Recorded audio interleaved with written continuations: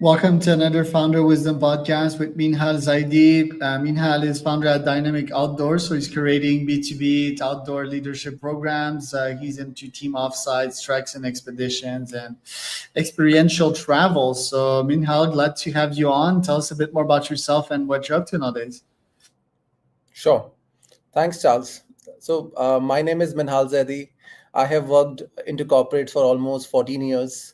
I have built businesses from scratch, be it startups or a stabilized organization. My expertise revolves around digital lending and building products, especially into the fintech domain. But yes, when I'm not working, when I'm not in front of the laptop, I'm in mountains, leading teams into the unknown. So this is me. And why do you like doing that? Why I like doing trekking. Yes.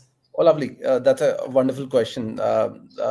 So I started doing this for almost 7 years now.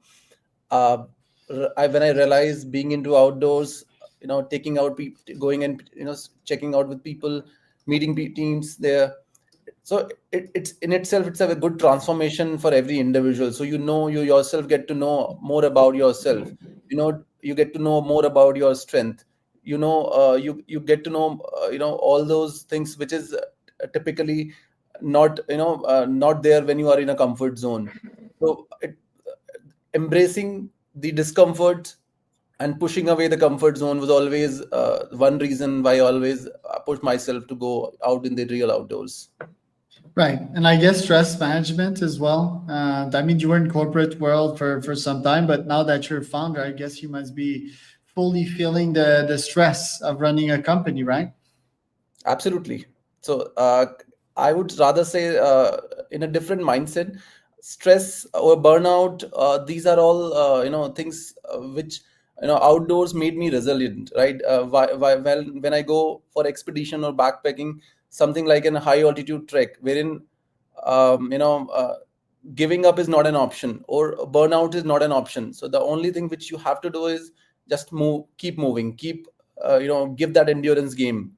So that made me even when I'm being building something, it always an exciting thing. It looks like an opportunity, or I would always say a challenge come which is a big opportunity in terms of building these experiences. Right. And what high altitude climbs have you done the last couple of years? So I have done more than 14,000 plus high altitude treks in India, especially the northern part of India, which is Uttarakhand, Himachal, and Kashmir. Aside to this, I always prefer going for a solo treks. I always prefer going for a solo travel, which is in itself a learning experience. So whenever there's a burnout or these kind of, I always use these experiences as a gratification to my success. So whenever I feel happy about it, or whenever I feel sad about in life, so I always prefer taking out time, going for the expeditions, or a solo travel. So this is mostly my style of exploring around. And when you're deep in the pain cave, what goes on in your mind and what keeps you going? So, if I have to tell you, in outdoors, when you are on a backpacking trip or you are in a trek, so there is no one who gonna come back and say, who will airlift you.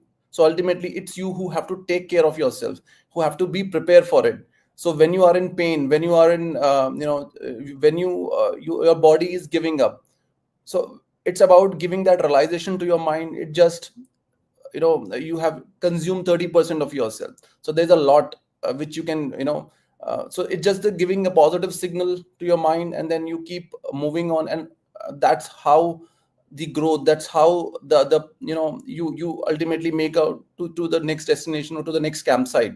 So this is broadly giving those positive signals or positive sign to your brain that it's something you have to do it. No one gonna come and help you out in this situation. So better be prepared, better be ready, better be mentally up for this challenge. And you probably had clients that were in pretty bad states or really wanted to come back. How do you manage them? How do you lead them to the peak? So trekking or backpacking is something a very progressive journey. So somebody who's a beginner level, he don't directly go for a 16,000 feet a challenging terrain. He will not be that a right kind of a trek option for him. So in a way, he have to start in a very progressive way. So the first trek would be a beginner level trek, wherein he have the trek has to the terrain that it should be very compatible with his endurance or his fitness level, and gradually he progress towards the moderate and then maybe the difficult one. But what we do when with our clients, classically we train them, we give them the the SOPs, we give them that what has to be done, what has to be what how they have to prepare for it, be it like physically or mentally both. Now for example, when I was on my first trek, was this was my first experience almost 8 years back, when my backpack was almost filled with 16 kg weight, right? Now when I eventually realized that I don't need all these things to be on the trail, right? Eventually I have to carry that 15 kg on my back, and that is making me a little slow, and it is impacting my performance there. So then I realized the concept of base weight. Classically it means what essential it is needed for next 3 4 days, that is has to be in the backpack. Now when I go for a trek, it is not I would say maximum 5 kg weight. So that's the base weight I carry now. So this is how we also train, we also give the our share of learnings, we give them the hand holdings in a way that they are fully prepared, and they are not in a unknown thing without having the basic understanding of what they have signed up. Right, but even with training, shit always hits the fan, right? So, what do you do when a client is struggling? How do you help them get to the top? Okay, so in that scenario, we have teams, we have instructors who generally take care of the because ultimately it's someone who have to maintain his go with its own space, with its own pace. So if I am a fast trekker, or somebody who's very slow, who is not able to move, so we have to give them the space, we have to give them the time that yes, you can do it. And what we have observed in last 8 6 7 8 years, when people are giving up, they are giving up physically, they are not giving up mentally. So it's about giving them the realization that what's you already have within you. So pushing them, giving them the right hand holding, both physically and mentally, and making them technically sound, so that maybe the day one looks very challenging to them, but day two onwards they are comparatively improving, and day three they are started enjoying it. So in a 4 to 5 day kind of a trek, by the trek end, they start loving it, and for the next trek they understand from what kind of a preparation, what are the weakness they holds around. So that's how we have observed from our experiences. And give me an example of your next climb. Like, let's say I want to buy from you. What's the cost? How many days? And where would it be? So we are working in a B2B space right now. We work with schools, colleges, universities, corporate clients, wherein the intent is not just to go for a trek. We are more far beyond what the trekking happening. So it's not a journey from a destination from one campsite to other campsite. It's about building experiences within those on the trails. So we build simulations, we build activities to achieve certain objectives. For example, if let's say for a college, the objective is to train them on the leadership aspects. Now the leadership aspects could be number one, while they'll be moving into a corporate world for their, or they'll be starting their own entrepreneurial journey, they will be needing collaboration as an essential art of it, right? They will be needing resilience around it, they will be needing adaptability, they'll be needing quick decision making. So all those things we put them into simulation. So while they'll be on a trail, we create some kind of activities for them. We're gonna create some kind of challenges around the on the trails and the campsite. So they eventually do reflect, learn out of it, and then re-implement when they will go for the next challenge. So this is how we go ahead and position our programs a little beyond the trekking or a normal backpacking expeditions. So it's more about a learning experience in itself. For example, imagine this way: a corporate, there are multiple teams. For example, business team, product team, tech team. They have to work in harmony to deliver a very good output for a client, right? But ultimately, their reporting mechanism is very different. They don't report to each other. But how do we gonna build that collaboration? How do we gonna we build that trust among each other so that they work like a one unit? So we design offsites for them. We take them away from work, away from their responsibilities, making them trek, or making them enjoy in a serene nature wherein they are not getting distracted, or they are away from internet where they are not scrolling screens or into getting into the social media. So wherein they are fully immersed there, they are the mindfulness element is so high that even when whatever time they have, either they are trekking, or they are going they are spending time on their own, or they are spending time with their colleagues. That's what they are doing for the next 4 5 days.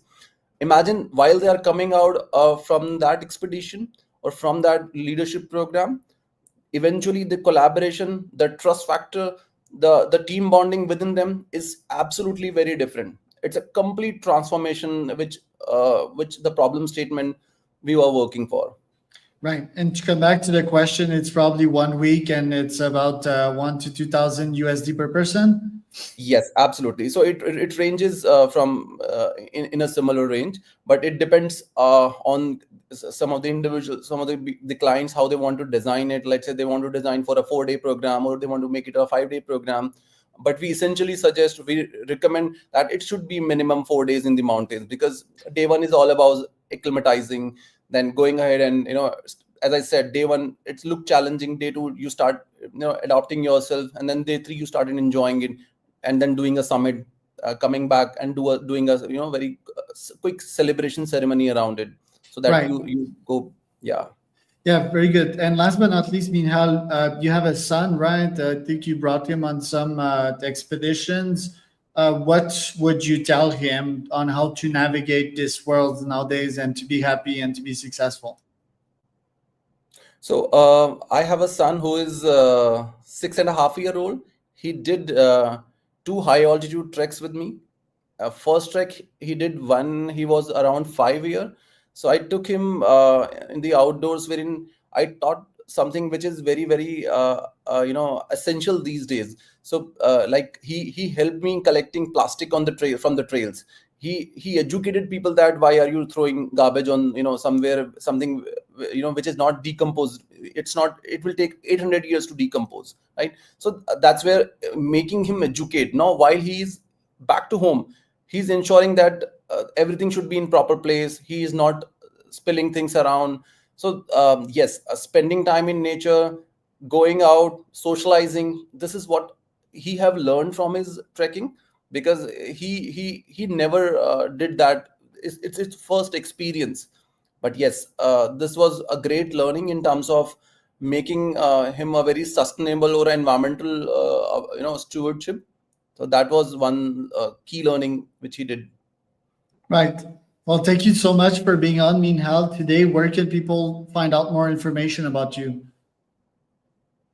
Sorry. Where can people find out more information about you? I guess your website here, dynamicoutdoors.in, Yes. and your LinkedIn, right? Minhal Yes. Zaidi.